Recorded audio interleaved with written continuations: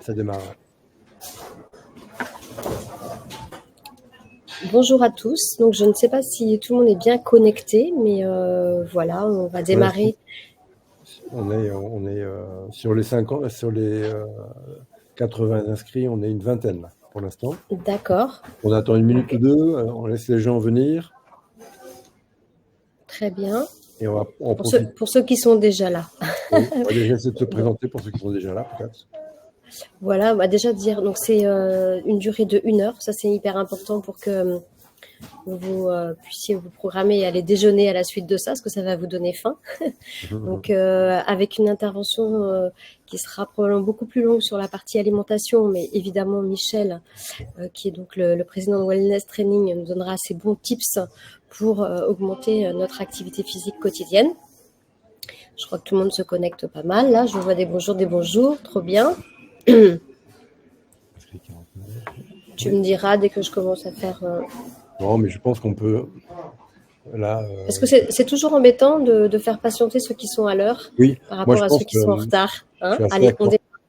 Par Donc principe, là, on démarre et puis les gens pourront accéder ensuite. de toute façon, voilà, les slides seront transmis chez Apicil à Marilyn et puis vous pourrez récupérer si vous avez loupé le début. Sachant que le début, donc c'est un programme qui s'appelle PEPS.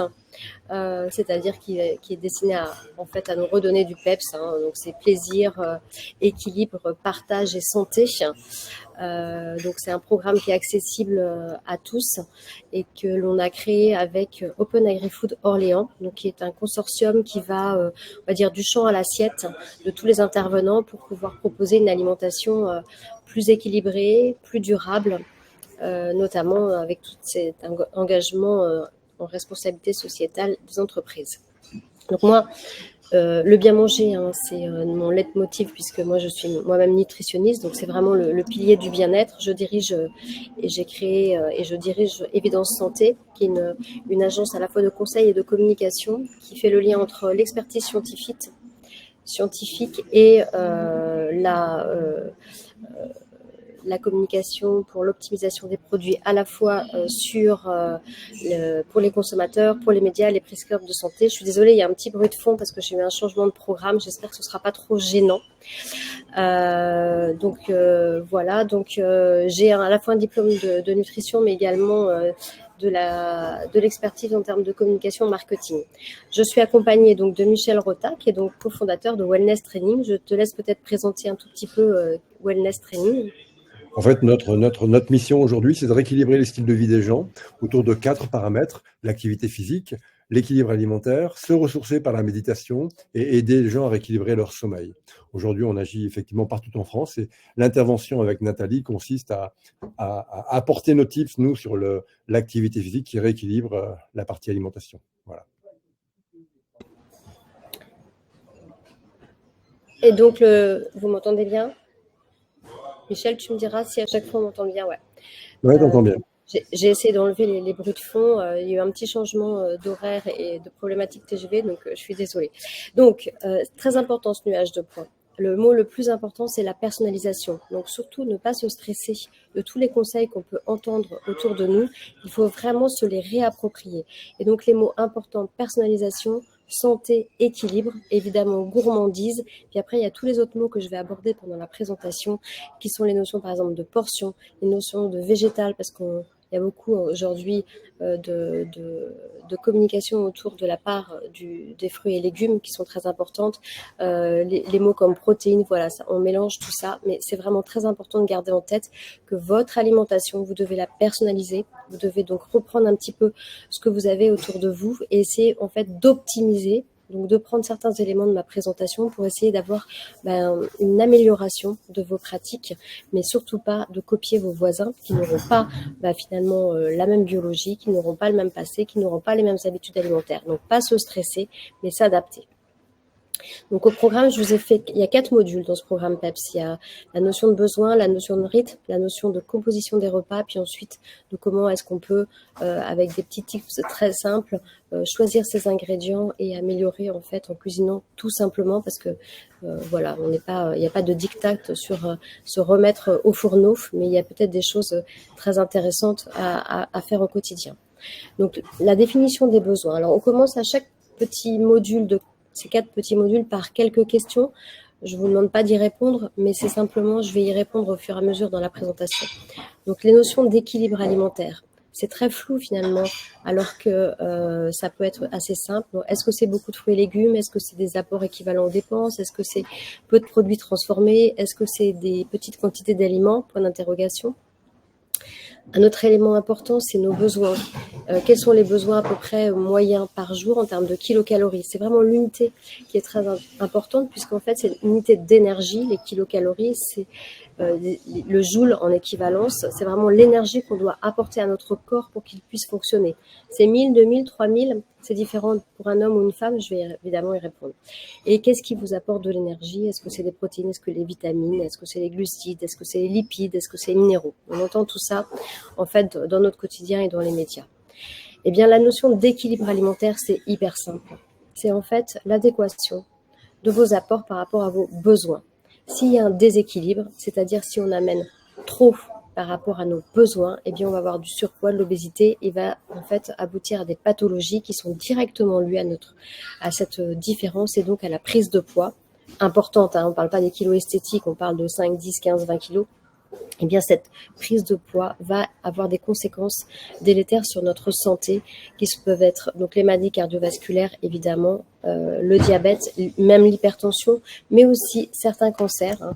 Le cancer du sein, par exemple, on a une augmentation assez forte en cas de surpoids et voire d'obésité.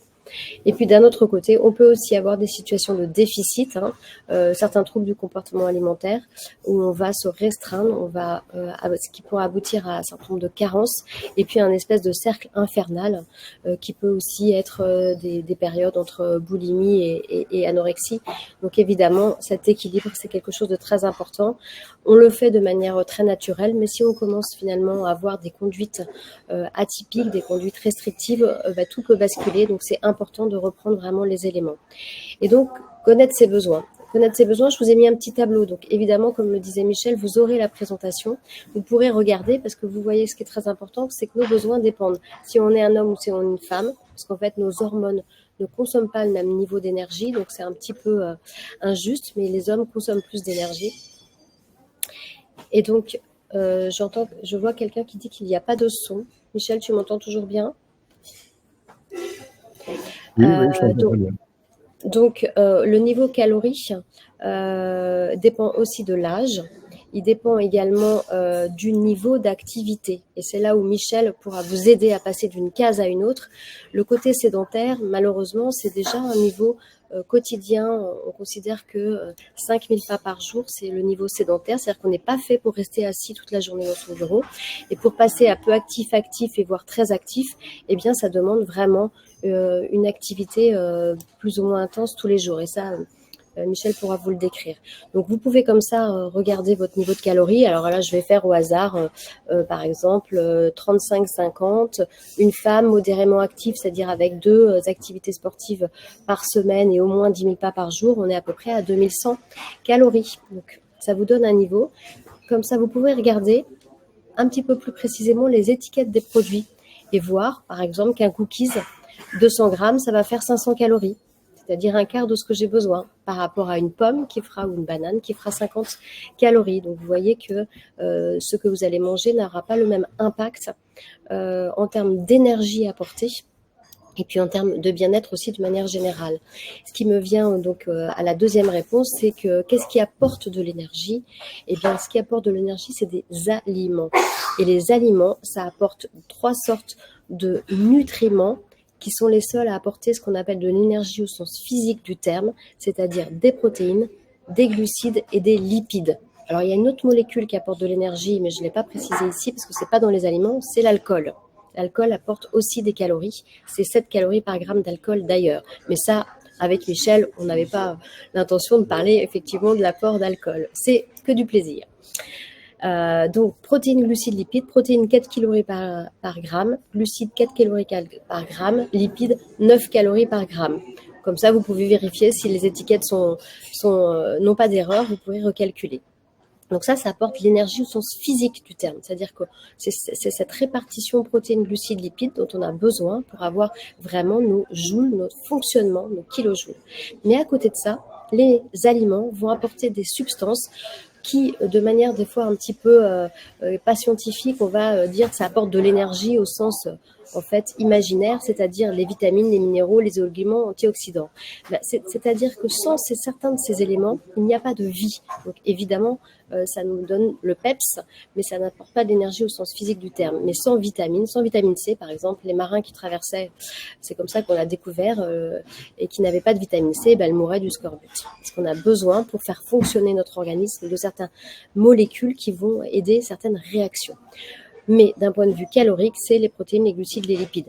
Après, si vous apportez que des protéines, par exemple les régimes hyperprotéinés, ben notre corps il peut faire des glucides, en fait du glucose, c'est-à-dire qu'on appelle ça la néoglucogénèse. Ben, il va casser vos protéines, il va en faire de l'énergie. Donc ça, c'est dans des périodes restrictives très intenses. Il va utiliser en fait les muscles pour transformer parce qu'il y a une seule molécule qui sert pour le fonctionnement de nos cellules de manière vraiment microscopique, c'est le glucose, c'est-à-dire cette fameuse molécule simple de sucre qui est la seule molécule que notre cerveau d'ailleurs sait utiliser. Contrairement aux autres parties de notre corps où on peut utiliser des protéines et les transformer, notre cerveau il lui faut du glucose. C'est ce pourquoi la glycémie c'est très important. Quand vous avez une baisse de glycémie, eh bien pour ne pas altérer votre cerveau, vous vous mettez en hypoglycémie, le temps de reprendre un petit sucre pour que votre cerveau soit alimenté et qu'il n'ait pas de perte irrémédiable de ses capacités. Vous voyez, la glycémie, c'est très important. Le sucre n'est pas un ennemi, c'est le quantitatif, c'est-à-dire d'avoir trop de sucre simple. Avoir trop en termes de quantité, c'est préjudiciable, mais on a besoin, la moitié de nos apports caloriques doivent être des glucides, avec un certain nombre de types de glucides, du simple au complexe, que l'on va casser progressivement pour apporter cette énergie à notre corps et à notre cerveau, notre âme.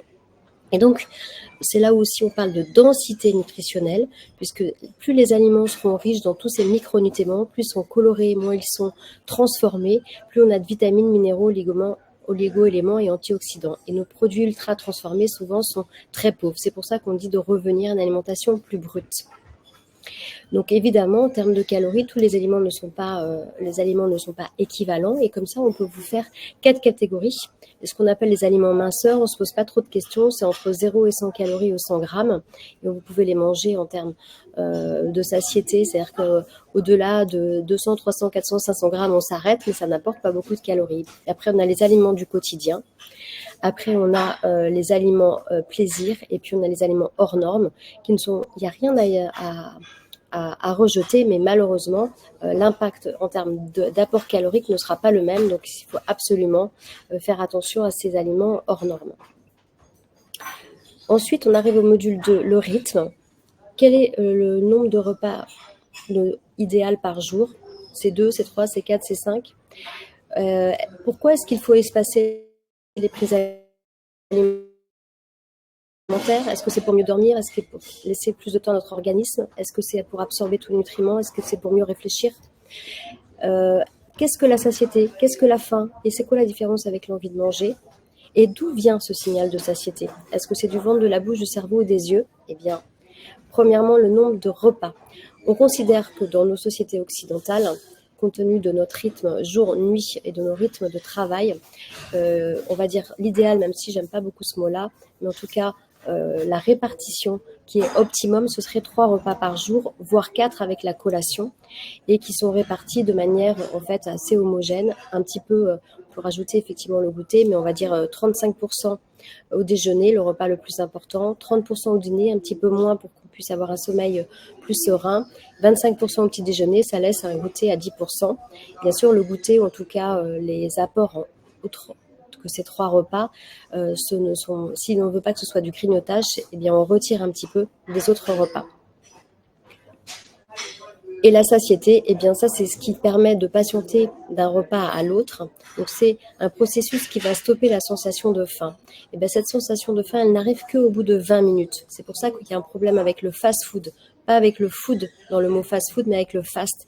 Le fait de manger très vite va faire que notre organisme ne va pas intégrer qu'on a mangé cette grosse quantité de calories, parce que souvent, c'est des quantités importantes. Et donc, on va consommer plus que ce qu'il ne faudrait. Donc, il faut manger en pleine conscience, prendre son temps et mastiquer. Parce que la mastication permet également finalement de libérer certaines molécules qui vont alimenter ce signal, et évidemment le volume du repas. Donc ça, c'est très important. Quand on mange des produits très caloriques, très concentrés, donc pauvres en eau, notre estomac ne se remplit pas et il y a ce petit signal qui arrive sur la paroi qui ne se fait pas. Donc tout ça, c'est un tout. De la quantité, du volume, une proposition nutritionnelle équilibrée avec des fibres et de la mastication, ce qui fait qu'on va avoir cette sensation de faim qui va arriver, qui est différent de l'envie de manger, qui est due à des stimuli psychosensoriels. Quand on passe devant une boulangerie, par exemple, ça va déclencher une envie de manger, même si c'était pas l'heure. Donc, par contre, effectivement, si on a cette sensation de satiété due à un repas qui est équilibré, pris pendant une certaine durée, ça finalement limitera le grignotage. Hydratation très importante. Notre corps est constitué à 60% d'eau et donc il faut au moins 1,5 litre. On doit augmenter cette quantité lorsqu'on a chaud, lorsqu'on fait du sport. Ça, Michel, tu le sais très bien parce que c'est quelque chose que vous donnez au quotidien dans les salles. Pensez bien à vous hydrater, votre cerveau fonctionnera mieux, vous aurez moins de maux de tête et vous aurez vraiment une peau, des organes qui vont mieux fonctionner parce qu'on fonctionne vraiment avec l'eau. Évidemment, quand je parle hydratation, je ne parle que d'eau, je ne parle pas de boissons sucrées, je ne parle pas d'apéritif, je ne parle pas d'alcool. 1,5 litre d'équivalent eau, ça peut être des tisanes, ça peut être des infusions, mais en tout cas pas de produits sucrés ou énergisants, voire même avec de la caféine. Il faut limiter, c'est pas de la boisson. La composition du repas, eh bien, notamment, on a beaucoup de questions autour des produits laitiers. Est-ce que c'est 2, 3, 4 par jour ? Les jus de fruits, est-ce qu'ils appartiennent à la catégorie des fruits ou est-ce qu'ils appartiennent à la catégorie des légumes ? Eh bien, on a un tableau global qui vous donne les fréquences de consommation pour chaque groupe d'aliments. Ça, c'est valable pour toute la famille et ça vous redonne un petit peu le nombre de portions par jour. Donc, les fruits et légumes, pourquoi je l'ai mis en premier ? Parce que c'est vraiment ceux qui pêchent dans notre consommation actuelle en France. D'une manière générale, si vous regardez bien, vous ne consommez pas ce qu'on appelle les 5 portions. Je vous donnerai après une idée de comment on évalue les portions avec notamment un outil très simple, c'est notre main. On ne consomme pas assez de fruits et légumes. Il faut penser fruits et légumes à chacun de vos repas. Vous pouvez même commencer le repas par des fruits et légumes, puisque regardez, les entrées, c'est souvent des crudités. Pensez bien vraiment à ces 5 fameuses portions. C'est valable en termes de nombre de portions pour toute la famille. C'est les quantités qui seront à adapter en fonction de l'âge et de la carrure en fait de la personne. Les protéines animales, là on est animal ou végétal. Je vous donnerai aussi une petite répartition après en fonction de si vous avez une tendance végétarienne. Mais en gros, il faut 1 à 2 fois par jour une quantité importante de protéines qui peuvent venir des végétaux ou des produits animaux. Les végétaux, c'est notamment par exemple les légumineuses comme le soja, comme le pois, etc. qui sont riches en protéines. Ensuite, les féculents et les céréales, c'est à chaque repas. Donc là, évidemment, on ne double pas, on ne fait pas pommes de terre et pain, mais on a au moins une portion de féculents, de céréales à chaque repas, légumes secs 2 fois par semaine, à augmenter effectivement si on est végétarien. Produits laitiers, pour les adultes, la recommandation a été revue de 3 à 2, donc c'est 2 produits laitiers par jour qui peuvent être piochés dans les différentes catégories de produits laitiers, que ce soit du fromage, du lait tout simplement, ou bien des yaourts, du fromage blanc. On a vraiment une grande catalogue de produits qui peuvent être en termes d'équivalent des sources de calcium et de vitamine D. Et pour les enfants et les personnes âgées, par contre, pour bien construire et pour éviter l'ostéoporose et le délitement de la masse osseuse, il faut 3 à 4 produits laitiers par jour. C'est pareil en termes de quantité. Les portions, c'est lié en fait à la carrure. Donc, avec la main, on peut calculer effectivement les portions. Les fruits à coque. Alors, c'est pas à rajouter une poignée par jour, mais le terme de quantité c'est de ne pas plutôt dépasser une poignée par jour parce que c'est très calorique, puisque c'est des fruits oléagineux, mais ça peut remplacer effectivement un muesli, ça peut remplacer un dessert. C'est très intéressant nutritionnellement parce que ça contient beaucoup de vitamines, beaucoup de minéraux, et c'est un grignotage entre guillemets qui est sain, donc ça peut intervenir dans la pause le matin ou la pause l'après-midi, mais attention, c'est très calorique. Les produits sucrés, salés et gras, comme vous en doutez, c'est à consommer avec modération, pas du tout à exclure, mais il faut le savoir, c'est dans les fameuses catégories des aliments hors normes. Les jus de fruits et les boissons sucrées, c'est à limiter. Donc là, c'est vraiment des produits pur plaisir qui sont à consommer. Évidemment, il vaut mieux un jus de fruits qu'une boisson alcoolisée. Il vaut mieux un jus de fruits pendant un repas, donc une collation avec par exemple 3 produits. On peut rajouter par exemple un produit céréalier et un produit laitier. Et un jus de fruits, on a une collation qui sera comme ça assez équilibrée. Mais effectivement, c'est pas les 1,5 litre de boissons par jour qui doivent être apportées par ces boissons qui contiennent en général beaucoup de sucre.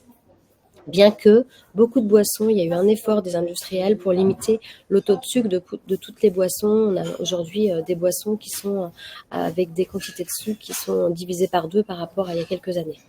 Les matières grasses, il n'y a pas une matière grasse à privilégier plus que d'autres, il faut les varier parce que toutes ont des qualités nutritionnelles différentes et qui seront complémentaires. Donc on va du saturé qui sera limité au insaturé, qui sera plus à utiliser effectivement en assaisonnement parce que c'est plus fragile à la cuisson. Eh bien on va consommer, on va varier, on va prendre de l'huile de noix, on va prendre du beurre, on va prendre de la crème, mais on va varier les sources qu'elles n'auront pas toutes la même qualité nutritionnelle. On va évidemment faire attention aux quantités parce que les matières grasses sont finalement les produits les plus caloriques parce que c'est 5% de gras, 5% de lipides, 9 calories au gramme. Donc par exemple, une cuillère d'huile, 10 grammes, ça fait à peu près 90 calories. Donc la petite salade minceur, elle va être légèrement augmentée en termes de calories si on ajoute trop d'assaisonnement. L'eau, comme on l'a dit tout à l'heure, à volonté. Donc pour composer nos repas, notamment par exemple le petit déjeuner et le goûter, je vous l'ai déjà dit assez rapidement, mais c'est vrai que l'association de 3 produits, laitiers, fruitiers, céréaliers et d'une boisson, est intéressante pour cette histoire de satiété. Parce que ce soit un petit déjeuner ou un goûter, pensez bien aux 20 minutes. C'est-à-dire qu'on n'ingurgite pas comme ça 3 cookies à fond la caisse. On se pose, on mange en pleine conscience, même si c'est un goûter, pas de culpabilité, mais il vient en fait splitter vos apports quotidiens. Donc vous avez décidé de faire un dîner plus léger parce que vous avez un goûter, composez-les de manière équilibrée. Pour les repas, on peut avoir différentes options si on choisit d'avoir ou non une entrée, d'avoir ou non un produit laitier puis un dessert. Mais l'idée, c'est que vraiment, on va varier, prendre son temps pour pouvoir consommer effectivement une entrée, un plat protéiné avec un accompagnement de légumes et de féculents, un produit laitier ou un dessert. Vraiment d'avoir cette répartition qui permet de prendre son temps et d'avoir une variété qui va vous apporter tout ce qui est vitamines et minéraux. Et donc l'assiette idéale, entre guillemets, parce que évidemment, si on mange des produits d'origine animale, eh bien on va avoir 3 types d'ingrédients, du poisson, de la viande ou des œufs, des féculents, des pommes de terre ou des légumineuses en alternance, et bien évidemment la moitié de l'assiette doit être composée de légumes. Donc je dis bien la moitié. Donc ce midi, quand vous allez regarder, vous allez composer votre repas, vous allez vous dire, oula, est-ce que j'ai bien la moitié de mon assiette qui est composée de légumes? Et vous verrez que ça apporte des fibres, ça apporte de la satiété, de la couleur, donc des vitamines et des oligo-éléments, notamment les fameux antioxydants. Si votre assiette, vous avez souhaité réduire l'apport de viande, en tout cas de produits d'origine animale, eh bien votre assiette doit être vraiment composée de manière systématique avec des légumineuses qui seront la source de protéines qui permettra de bien couvrir vos besoins en variant effectivement les sources de légumineuses parce que l'avantage dans les protéines animales, c'est qu'on a tous les acides aminés essentiels, tandis que dans les protéines végétales, il faut les mixer, donc entre les céréales et les légumineuses pour avoir les acides aminés qui sont essentiels, ne pas avoir de carence pour avoir une construction de vos muscles qui soit optimale. Et donc là, on vient aux portions. Je vous ai dit tout à l'heure, les 5 fruits et légumes, toutes les recommandations que je vous ai données en termes de... Je crois que vous ne m'entendez plus. Vous ne m'entendez plus? Si, on t'entend. On t'entend, Nathalie. Oui. Est-ce que vous m'entendez encore? Oui, Oui. oui, Donc je t'entends. en termes de portions, il s'agit vraiment d'utiliser la main. Donc vous voyez, pour un enfant, eh bien, le fruit, c'est le poing. Donc un enfant, une clémentine pourra être suffisante, tandis que pour un adulte, effectivement, ce sera peut-être 2 clémentines pour pouvoir satisfaire la totalité du poing qui sera plus important. Je détaille pas parce que vous aurez, mais voilà, par exemple, le beurre, c'est l'index. Les légumes, c'est 2 fois le poing. Il y a quelqu'un qui m'est pas compris. C'est-à-dire qu'en fait, vous utilisez votre main, la taille de votre main, pour calibrer. La viande, c'est la paume.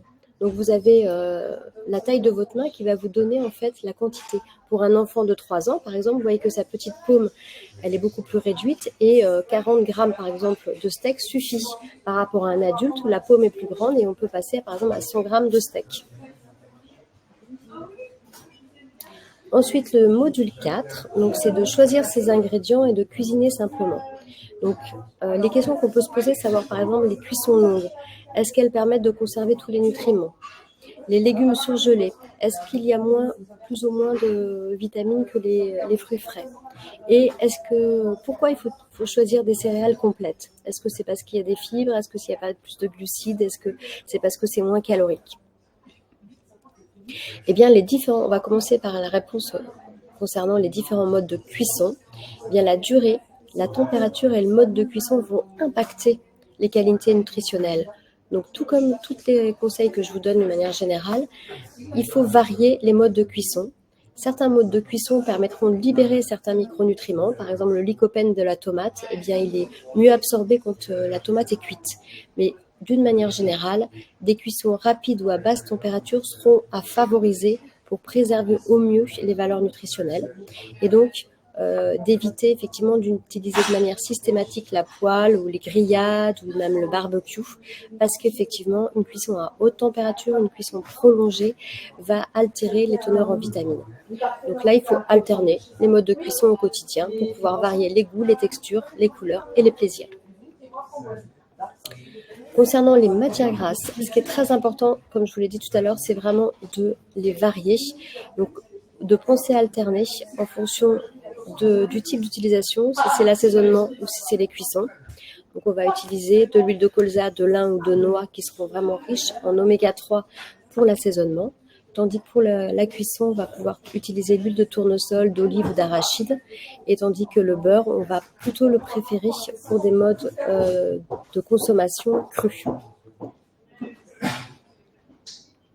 Les fruits et légumes, vous avez vu, c'est très important d'avoir une consommation importante de fibres. On n'en consomme pas aujourd'hui assez. Et les fruits et légumes sont riches en antioxydants. Ce sont des petits composés qui limitent l'oxydation, donc qui limitent le vieillissement, que ce soit au niveau de la peau, mais aussi à l'intérieur au niveau de nos organes. Et donc, le conseil qu'on peut donner, c'est de mettre de la couleur dans l'assiette et justement d'utiliser tout ce qui est produits locaux et de saison pour pouvoir avoir le meilleur en fait en termes de teneur en vitamines et oligo-éléments, et d'alterner les modes de conservation. On peut utiliser évidemment le mieux, c'est les produits frais, mais de bien les conserver parce qu'effectivement, une fois que vous les avez achetés, il ne s'agit pas de les consommer au bout d'une semaine. La conserve, elle est comme le surgelé. Ce sont des modes d'industrialisation qui ont été faites de bonne façon, et bien ça va conserver les vitamines et les minéraux, donc il n'y a pas de souci. Et donc on peut mettre au congélateur et réutiliser. Alors évidemment, certaines vitamines auront perdu un petit peu de leur niveau, mais d'une manière générale, vous avez quand même la plupart des minéraux qui seront préservés.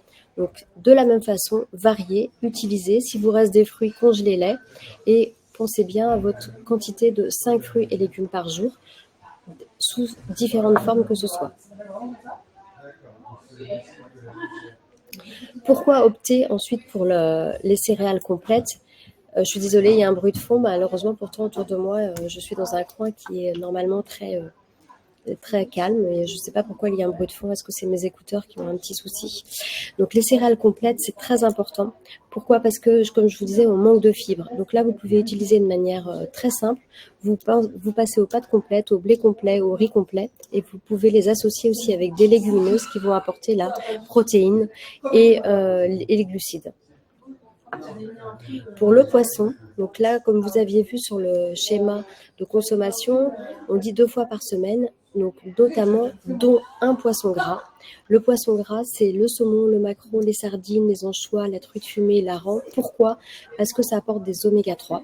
Donc les oméga 3 sont vraiment des micronutriments très importants pour le fonctionnement de nos cellules et puis pour le cerveau.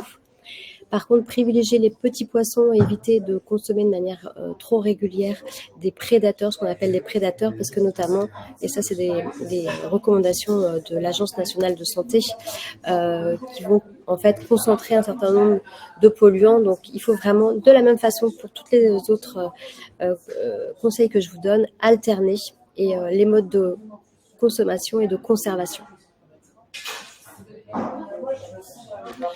Et donc, on arrive à la synthèse en 7 points pour laisser un petit peu de temps à Michel de nous donner les tips en termes d'activité physique. Je vous ai également fait un récap que vous pourrez imprimer sous forme d'affiche que je donnerai à la fin. Donc, si on doit retenir les 6 points, le 7e étant l'activité physique, il faut, pour augmenter et favoriser son bien-être, augmenter la proportion de fruits et légumes dans notre alimentation, bien s'hydrater. Franchement, si on regarde bien notre compteur en termes d'hydratation, on n'est pas 1,5 litre en général par jour. Il faut adapter les portions à ses besoins. Donc là, c'est très personnalisé, comme je vous l'ai dit au début de la présentation. Il faut évidemment limiter un petit peu les aliments qui seront trop sucrés parce que ça apporte des calories, ce qu'on appelle les calories vides. C'est-à-dire il y a peu de vitamines et d'oligo-éléments. On va privilégier tout ce qui est céréales complètes et ajouter les légumineuses, surtout si on a tendance à baisser les sources de protéines animales. Et on alterne les matières grasses en privilégiant les huiles par rapport et en les variant par rapport aux autres types de matières grasses. Donc, je laisse la parole, je vais enlever comme ça mon micro pour que vous ayez moins de sources de perturbations. Merci Nathalie. En fait, dans la présentation de Nathalie, il y a 2 choses, effectivement. Il y a le rééquilibrage alimentaire et l'augmentation de son activité physique.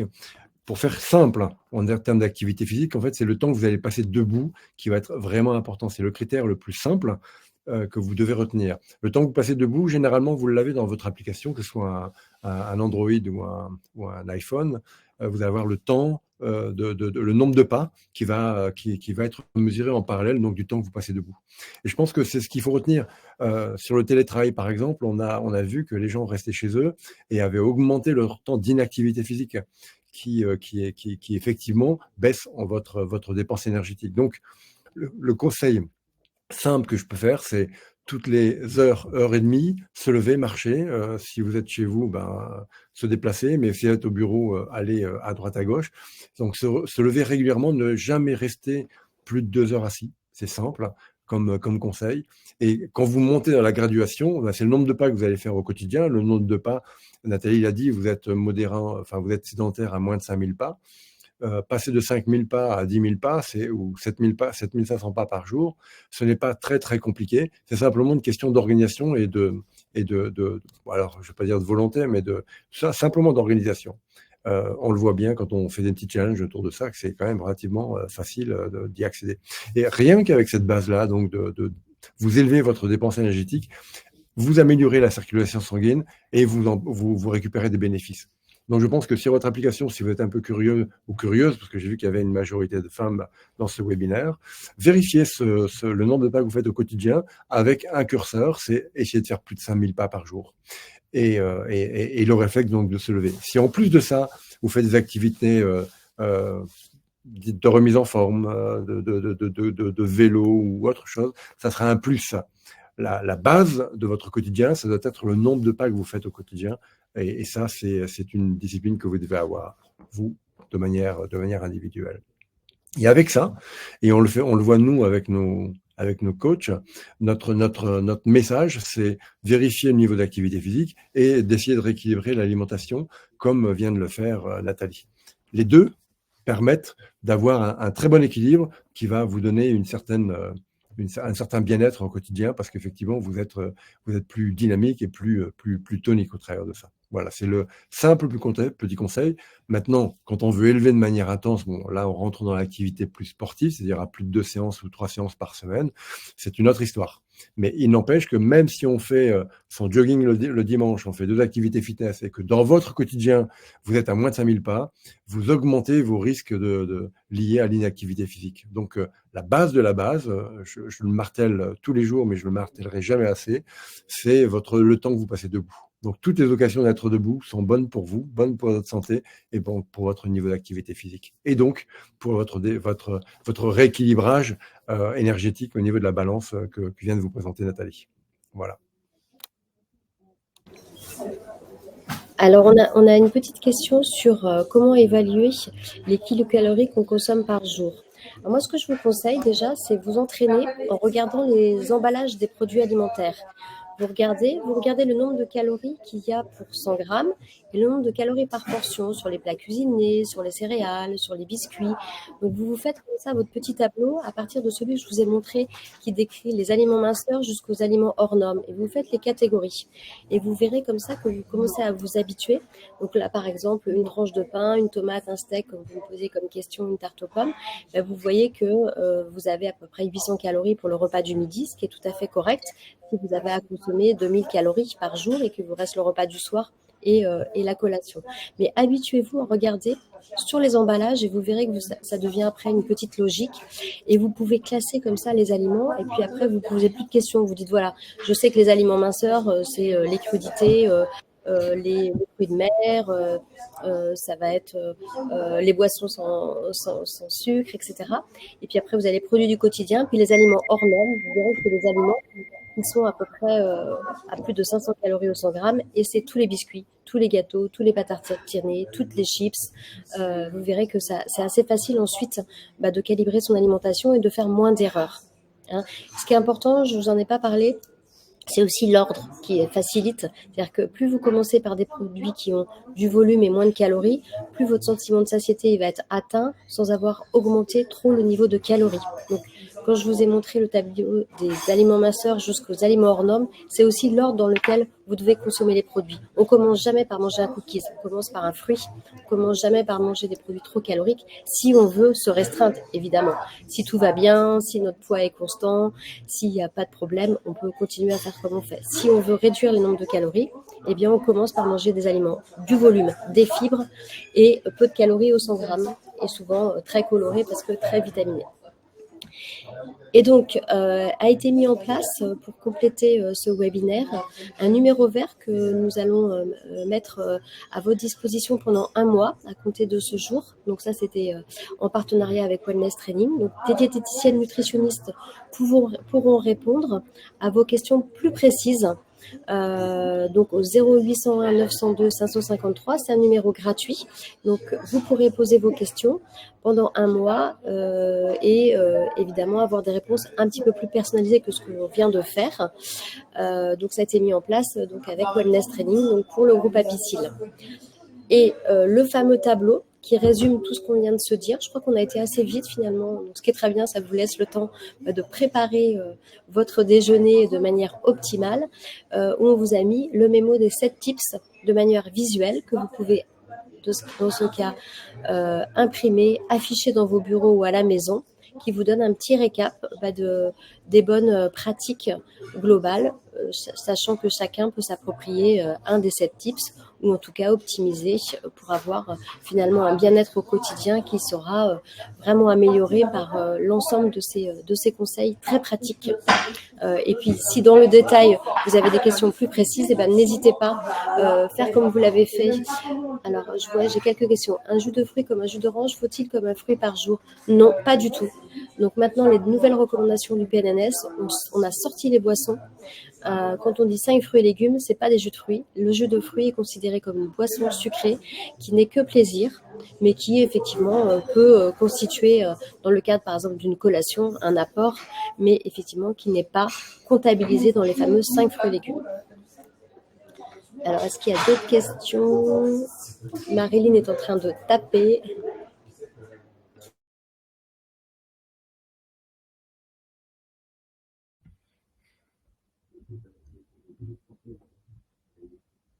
Oui, oui, tout à fait. Enfin, moi, j'ai utilisé perso MyFitnessPal pour essayer donc de mesurer la dépense énergétique. C'est assez simple. Vous déterminez en fait ce que vous mangez le matin au petit déjeuner et ça vous donne, bon, toujours grosse maille, hein, mais ça vous donne la dépense, enfin, la qualité et la quantité donc des calories que vous absorbez. Donc c'est assez simple. Et même chose au niveau de l'activité physique, ça reprend en fait votre nombre de pas, ce que ça va chercher dans votre appli, dans votre smartphone, et ça vous fait immédiatement la balance. Donc moi j'utilise ça de temps en temps et je trouve que c'est assez pertinent pour moi. Ça m'a permis des fois de voir que quand je buvais une coupe de champagne de trop, ça me coûtait cher. Mais bon. Alors, j'avais la question de l'orange du matin. Non, c'est pas du tout pareil, parce qu'en fait, le jus, en fait, les calories, notre organisme, il intègre moins bien le liquide que le solide. Donc, quand vous mangez une orange, vous mastiquez, vous avez des fibres et le temps de consommation sera plus long. Donc, ça n'a rien à voir. Bien sûr que vous pouvez continuer à prendre votre jus d'orange, mais si vous souhaitez augmenter la part de fruits et légumes, ce sera l'orange sous forme de fruits avec la mastication, avec les fibres. Et souvent d'ailleurs dans un jus d'orange, quand on prend un verre, c'est pas une mais 3 oranges en équivalent. Vous voyez que c'est pas du tout même la même chose en termes d'apport calorique. Si j'ai mentionné l'huile d'olive comme assaisonnement, même comme cuisson, c'est une huile qui est assez mixte, qui est en fait un peu entre saturé et insaturé. Donc c'est une huile qu'on peut consommer, que l'on peut utiliser à la fois pour la cuisson et l'assaisonnement. Et sachez que toutes les huiles ont le même niveau calorique. C'est 100% de gras, c'est 900 calories au 100 grammes. Donc vous avez de toute façon le même niveau. Par contre, le taux d'acide gras saturé ou insaturé ne sera pas le même. C'est pour ça qu'on va privilégier les huiles insaturées qui sont assez fragiles plutôt pour l'assaisonnement et qui contiennent beaucoup d'oméga 3. Jusqu'à quand on peut utiliser le numéro vert? Pendant un mois, donc on est le 19 mars jusqu'au 20 avril pour faire un mois du printemps, pendant tout le démarrage du printemps demain. J'ai une petite question sur le jeûne intermittent. En fait, ça dépend de l'objectif. Si vous souhaitez faire un petit peu ce qu'on appelle une restriction calorique, parce que vous voulez perdre un petit peu de poids, parce que vous voulez reprendre des habitudes, le jeûne intermittent, ça peut être intéressant. Il faut faire attention de ne pas se retrouver en hypocalorie et de ne pas finalement, quand on reprend sa consommation, consommer plus. Mais ça peut être une fois par semaine de faire une petite journée un petit peu plus de jeûne. Ça peut tout à fait, si ça vous convient, si vous n'êtes pas en carence et que vous n'avez pas perdu votre peps, pourquoi pas. Comme je vous l'ai dit au début, c'est vraiment à personnaliser. Moi, personnellement, je le fais. Le dimanche soir, je ne mange pas. Voilà, je me dis que le week-end, je vais faire un petit peu de plus. Le dimanche soir, je mange une pomme ou un yaourt et puis je reprends à manger le lundi midi de manière équilibrée. Et ça m'a permis de limiter l'apport un peu plus conséquent du week-end. Une question sur la différence entre la taille de la pomme de main ou le poing. Est-ce que c'est identique? Non, la paume de main, c'est le creux, en fait. Et le poing, c'est plus important. Vous voyez la différence, en fait. Vous voyez, la paume, c'est ce qu'il y a là. Et le poing, ça correspond... Par exemple, mon poing, c'est à peu près une pomme. Ma paume de la main, c'est à peu près 60 grammes de steak, par exemple. C'est simplement, en fait, quelque chose qui permet de prendre conscience que les portions, c'est important. C'est pas du tout la même chose que le qualitatif. Vous pouvez avoir, par exemple, un Nutri-Score B pour une pizza et manger une pizza qui fera 2000 calories. Donc, la part de pizza, c'est pas la grande, c'est éventuellement 2 paumes de main, par exemple, une part de pizza. Vous voyez, c'est important d'ajouter à la fréquence cette notion de portion. Et c'est souvent ce qui pêche dans notre alimentation, c'est qu'on a un équilibre qui est globalement pas mal, mais on mange trop en quantité. Donc, pourquoi? Parce qu'on mange des aliments très pauvres en eau, et donc on a une satiété qui n'est pas atteinte. Donc pensez bien à augmenter le volume, rajouter de la salade, rajouter des crudités, rajouter des fruits, même quand vous mangez de la viande. Ça va vous donner du volume, des fibres, de la mastication, et ça va baisser le niveau calorique de votre plat. Je regarde s'il y a encore des questions. Il y a une question qui arrive.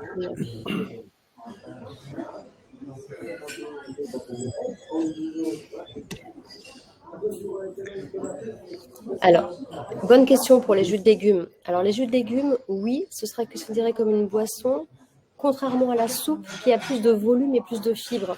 Parce qu'en fait, quand on fait de la soupe, souvent on met la totalité en fait, du légume. Tandis que quand on met le jus, on le presse. Donc, vous voyez, la différence, elle est subtile, mais elle est là.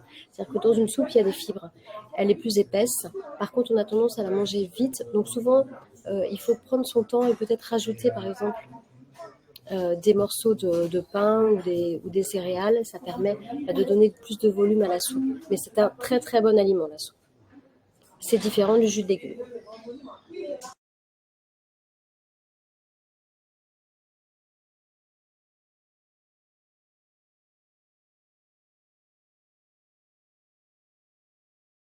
Oui, quantité de crudité équivalente aux fruits. D'ailleurs, si vous préférez les crudités aux fruits, c'est pareil.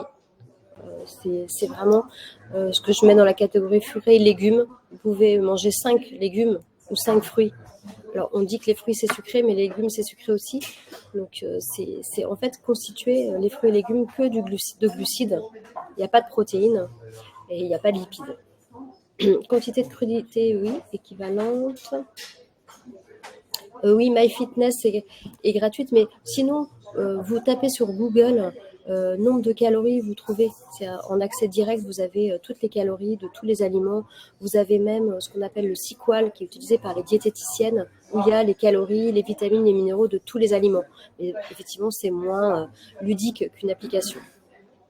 Les fruits, plutôt en dehors de repas, non.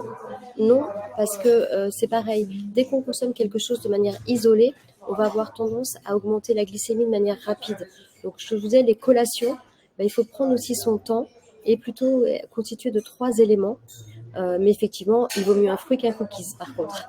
Donc oui, plutôt des fruits quand on mange en dehors des repas, mais attention à ces fameuses collations en dehors des repas, qu'elles ne soient pas du grignotage. Donc bien se poser, et quand on mange un fruit, moi je rajoute généralement un produit laitier et une boisson pour vraiment faire quelque chose, une pause qui va faire qu'on a un signal de satiété et finalement décaler un peu le repas d'après. Voilà, Michel a mis l'adresse du Sequal. Donc, c'est un site professionnel, mais il est tout à fait accessible et il y a tous les produits.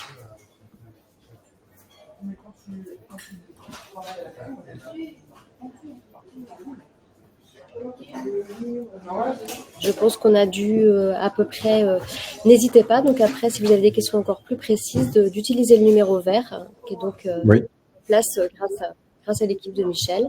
Merci pour votre attention. Désolée pour le bruit de fond. Malheureusement, la SNCF ne m'a pas permis d'arriver dans la zone où c'était plus calme pour moi. J'ai essayé de faire au mieux. J'espère que ça n'a pas trop perturbé la totalité du webinaire. Je vous remercie vraiment beaucoup et n'hésitez pas à nous recontacter pour pouvoir prolonger ces échanges. Utilisez donc le numéro vert, posez vos questions, essayez de rentrer dans votre particularité si vous avez des questions, et puis on notera les grandes thématiques de questions qui se posent pour pouvoir vous faire éventuellement derrière un retour sur ce qui vous intéresse pour pouvoir éventuellement approfondir une thématique. Bonne journée à vous, à toutes, merci. Merci Nathalie. Merci beaucoup. Merci beaucoup. Bonne journée. Merci Michel. Merci Marilyn. Au revoir.